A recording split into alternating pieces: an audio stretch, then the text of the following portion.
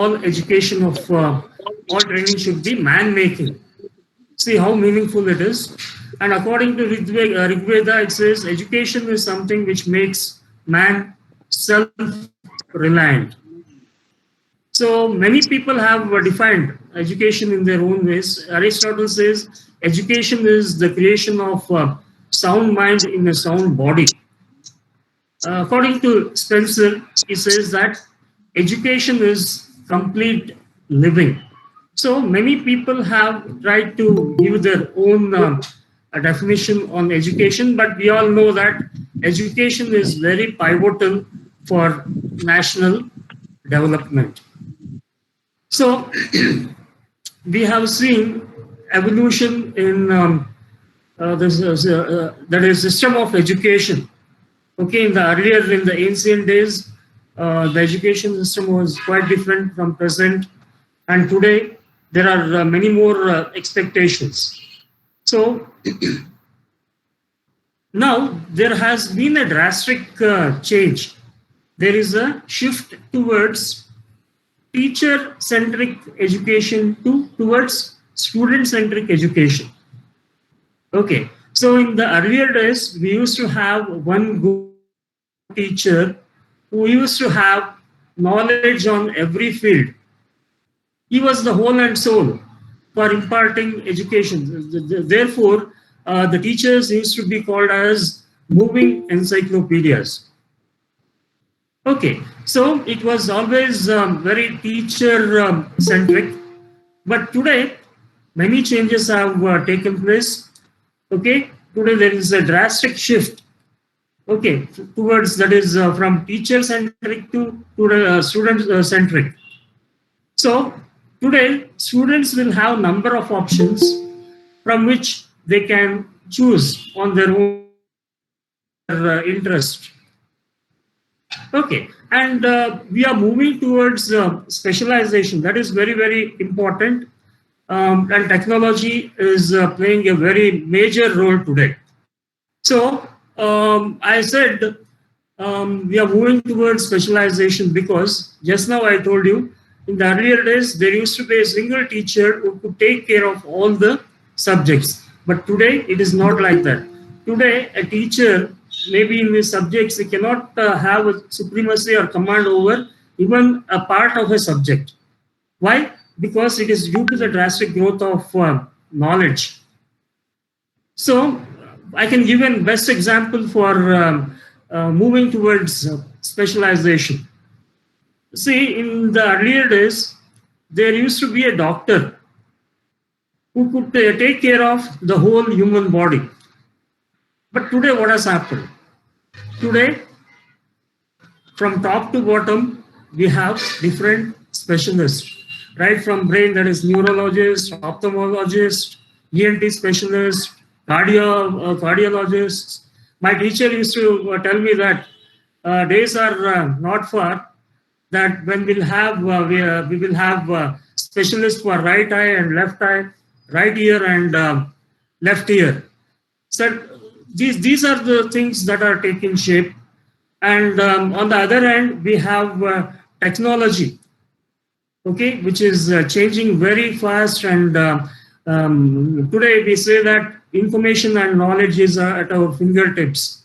See, I'm sitting in the remote corner of Dharwad and I'm able to communicate to all of you. That is the change, what we have seen in the evolution of communication technology or computer technology, whatever we can say.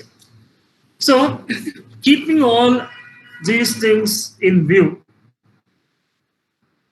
the government of India thought of having a new educational policy, national educational policy, keeping the changes that are taking place in the society and drastic developments in technology, whatever the education system that we are having now, maybe it is not enough. So there is a need that we should go for planning our future education. So keeping in all these things in view, the government of India came up with a new national educational policy. So before going to new national policy, educational policy, we should try to have a gist of how evolution of education has taken place in our country.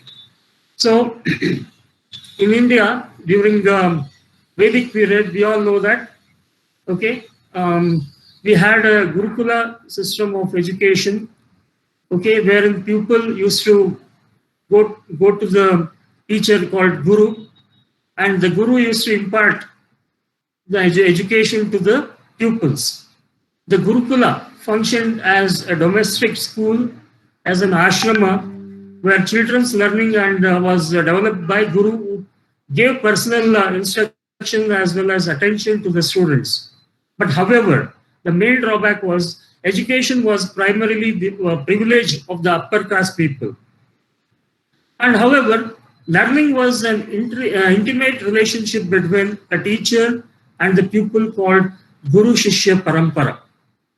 This was the system of education we had in the earlier days in the ancient India. Later, we had Muslim invasion. However, the Muslim invasion or Islamic education did not have a deep impact on Indians. However, Islamic education was based on the tradition of education developed under Abbasids of Baghdad. So, but whatever it was, it did not make any impact, the great impact on Indian education. And later, Britishers came to India. For about 150 years, the Britishers were involved in trade and conquest in India, but they maintained a distance from all kinds of cultural activities, including education. So, however, the beginning of Oriental scholarship was made by Warren Hastings in 1781 when he started Calcutta Madrasa. Okay, his endeavor was to primarily due to administrative reasons, not for the welfare of the people. 11 years later, that is in 1792, Jonathan Duncan, a resident of Varanasi, started a Sanskrit college to educate native Hindus to assist the Europeans.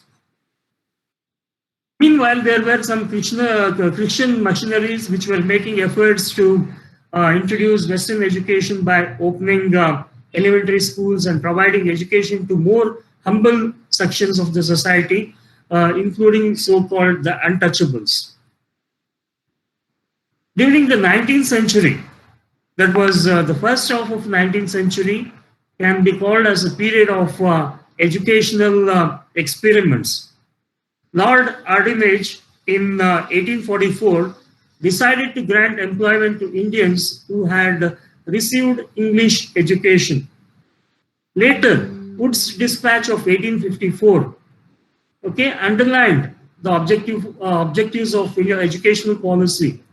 Wood's Dispatch can be considered as renaissance of education in India. This is where we could see that some sort of importance was given to education in India. However, the British encouraged the teaching of English language in schools and colleges as they needed people to work in administrative offices either as clerks or babus.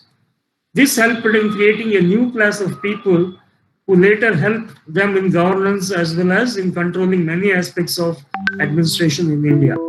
Of course, the intention of the Britishers was not the welfare or to educate the Indians, but they needed their assistance in administration, so they imparted the education. But however, it lit the lamp of education in India.